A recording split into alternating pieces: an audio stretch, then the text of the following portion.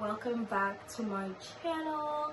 My name is Wedlin and this is Sunny Blooms. I started this channel 7 or 8 months ago, but I didn't really start it in the way that I wanted to or with a clear idea of what I wanted it to be. So this is a reintroduction. So pretty much what I would like my channel to be about is just my life, working a 9-to-5 job, going to grad school full-time, so full-time work, full-time school, and then also being a writer and trying to figure out the ways to navigate my life that is so multi-faceted. School, work, friendships, relationships, whatever it may be, how I navigate around that. And the overarching topic of my channel is my life doing all of that and writing. So I write like murder mysteries, I write folkloric tales, I retell stories that come from my culture. If you don't know, I'm Haitian. And yeah, so that's pretty much what I write. And I kind of dabble in creative nonfiction as well, but my creative nonfiction is more so stuff that's about my life. I'm kind of more hesitant to share those things outside of like a classroom setting because I tend to share a lot and I can be very vulnerable. So yeah, you guys will see a lot of footage from me in school. I got a new camera, which we will be talking about today.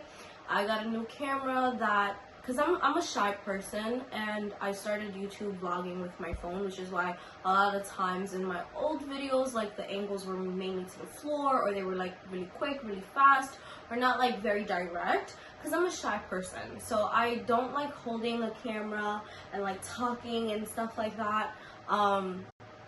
So the new camera that I got is an action-packed camera. It's a 4K action camera and it's very small, so it's very discreet. And I can get better shots and things. But yeah, the goal for this channel is not only to follow my life as a full-time office worker in corporate America and a school student who's trying to be like a professor and an author. It's more so because I would like to eventually start like a website or a Patreon account where I give access to my writing. I like to publish with publishing companies, but I would also like to publish a lot of things myself as well, just for the fact that I want to see what it's like to do both ends.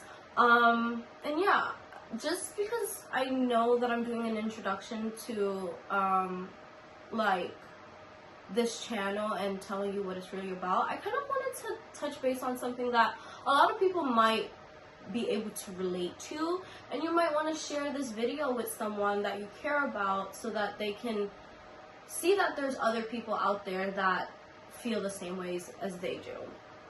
So lately I was supposed to put this video out 2 days ago. Today is Wednesday. I was supposed to post this on August 18th, but I didn't.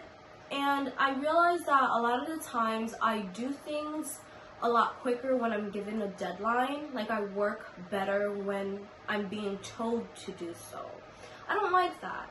I try to give myself grace because I can't be too hard on myself, but there's just too much room for leniency sometimes when you're the one who is in control of it. And then I kind of feel crappy after because I'm just like, oh, well, this person is doing all of this and doing all of that, and look at me. But it's just like, look at me because I'm not being as hard on myself as I would like to. But then sometimes I'm too hard on myself and then I just completely burn out. So I'm trying to find the balance between all of this, and I think that like taking time to vlog these things with so much going on in my life is something that can maybe help me with that, or it might just make things completely worse. But who knows, I'm gonna try to stick with it for as long as I can. But yeah, so I had a point after the spring semester ended, I didn't pick up a single book. I have this little tradition with myself that I kind of started. Every time I'm going on a trip, a solo trip, at the airport I buy a new book. I have 2 new books, and the one that I most recently purchased was in July on my way from Haiti to the States, because I went to Haiti for the summer. Bought a book in Miami airport, and I didn't touch it. I was here for 2 weeks. I didn't touch it. I didn't write at all. I didn't write a single fucking thing. I didn't write.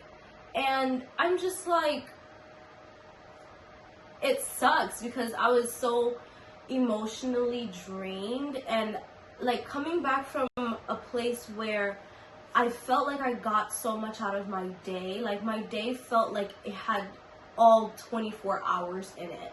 Like even if I was sleeping late and waking up early, I still felt refreshed because I was not waking up the same way every day, doing the same routine like a freaking robotic machine, and then sitting for 8 hours a day and then coming home at 5. Yes, I come home at 5. I still have, 5 to 9 to do whatever, but I have parents that need my help with things. I have time to give to my friends, and if it's relationships, I have to disperse that time as well. And I was in a huge financial funk.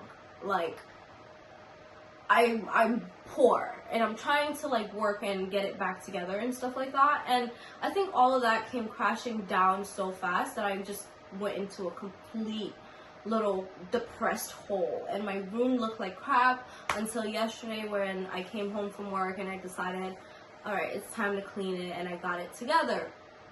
But that is to say, like, try to listen to yourself. If you feel like you're not really up for something right now, don't force yourself to do it. And if you feel like you want to get something done, get it done in increments. But like, I guess set time frames for things, set due dates and time stamps for things to be done, but don't make it something that's overly unrealistic or overbearing. Give yourself grace. Do it like, I want to write. Let's sit down and write for 30 minutes. I want to clean. Okay, let me just get my clothes off of the floor. You can clean throughout the days or something like that. But I'm getting carried away. I also wanted to talk about like a read freeze for people who read or like to read, or are in. No, I don't really want to say are in school, but people who like to read.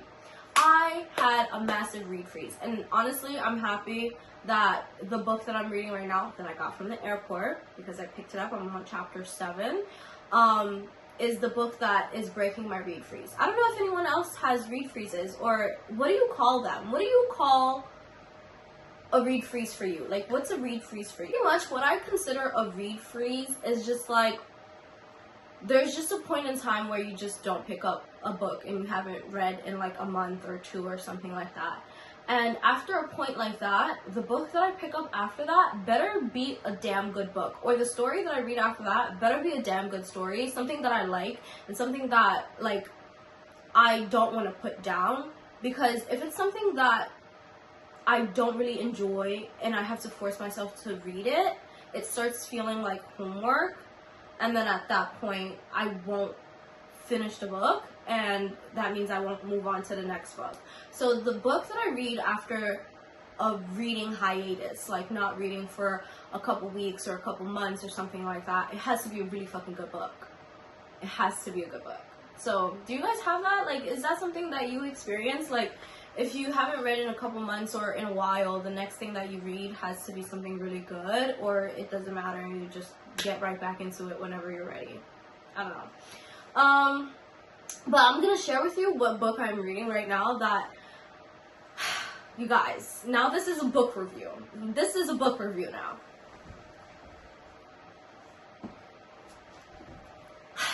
So,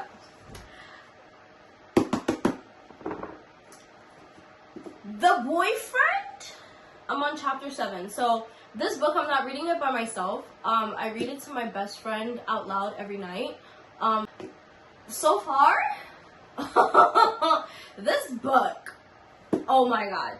Kevin, if you've read this book, let's talk about Kevin. Kevin is insane. Like, what's wrong with Kevin? You know what I mean? And Tom is even more insane because this is really about Tom and Sydney. I think Tom is he's out of his, like, Tom is sick. Like, since you were young, you were like this? Tom, what is wrong with you? And do Tom and Kevin know each other? I feel like so far I'm on chapter 7 and me and my best friend likes to dissect things. If you guys haven't read this book and would like to read it, I would. But I think Tom and Kevin know each other, and Sydney she needs help. Like, I think she really needs to sleep with someone. Not Tom. Definitely not Tom, but she needs something because, like, the way she talks about her friends, that friendship, like, the 3 of them, 2 out of 3 of them are fake as fuck. So far, what I know. Like, the one girl with the boyfriend, she seems like a genuine, like, nice friend. But the other 2 bitches that are just, yeah, they're so mean. But yeah, let's read the synopsis. And if you would like to read it, you should go ahead and buy this book. This is not even sponsored. Frida, if you would like to sponsor me for this book, I would love to. Hopefully I'm as excited about this book further into it as I am now. But here's the synopsis. She is looking for the perfect man. He's looking for the perfect victim.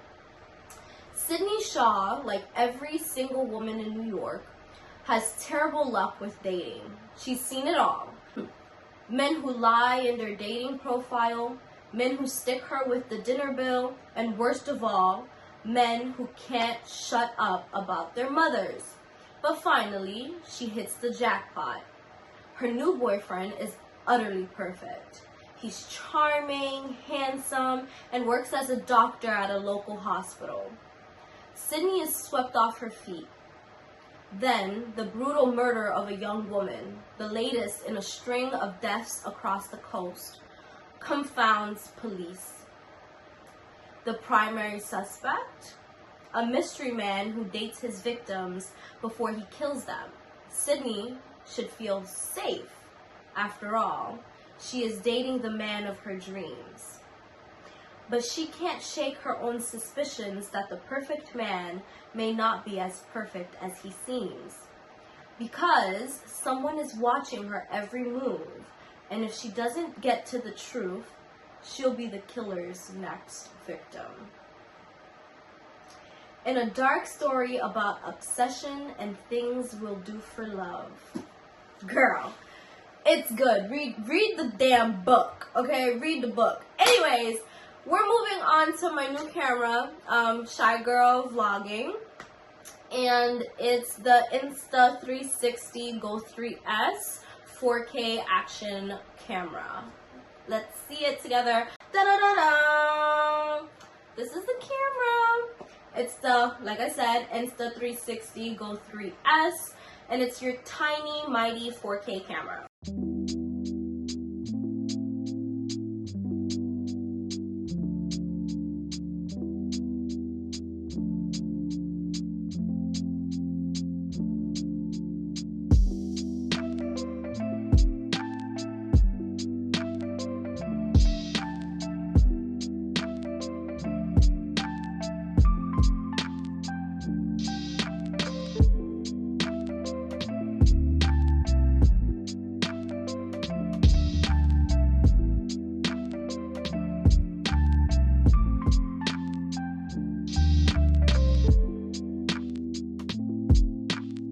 Some of the accessories really quickly. Is that the furthest it goes? Okay, whatever. Got some makeup on. So it's magnetic in terms of like staying on here, so I can do a lot of like, but it's not very steady, which is annoying. Okay. Like, it doesn't stay how I want it to stay. which is very annoying. So I guess it really stays like this more. So I can do a lot of like, I can pull this up a little bit, I guess, to make it better. I don't know. We'll be adjusting with this. I don't like how, like, it is pretty much in the center, but it's not very stable in terms of like where it stays, which is kind of annoying. Because if I want to do shots that, you know, I'm walking and it keeps moving, it can be pretty annoying. I'll see what I can do, what it looks like the more that I use it. Let's try to do it from inside the shirt. Let's see. What does that look like? Okay. Oh, I think it's actually a lot, yeah. It's a lot more steady and secure when it's like inside the shirt. It doesn't move as much because I guess the barrier is there. So yeah, I can record like this. No, I don't want to record. This little guy is a clip. The clip is for hats and stuff, like if you want to put it on a hat or a helmet. I figured it out. So remember how I was like, something is magnetic? Well, this is magnetic to this, right? So let's let it go. This adjusts to this, and then this is like a sticky thing, and this moves. Hold on. Oh my god, I don't want to let it go. Hold on. Yeah, so this moves. The thing that it's on, it moves. And that's what you can stick in places to record. And then after you stick it on the place, you cap this to make sure the thingy still suctions to places. So that's what you suction there. I thought it was just the little camera thing itself, and I was very happy about that. But I guess this is still not as discreet. It's still very discreet as opposed to a phone or a camera being lodged around in places. So yeah, that's all I got. I don't know if this should have been another video on its own. So we'll see in the editing process if all of this makes it. If it doesn't, fuck it. If it does, hey. Anyways, thank you for watching. I hope you enjoyed. I know it wasn't like something, there's a fucking fly in here.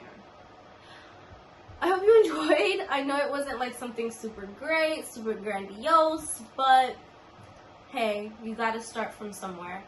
Thank you for watching.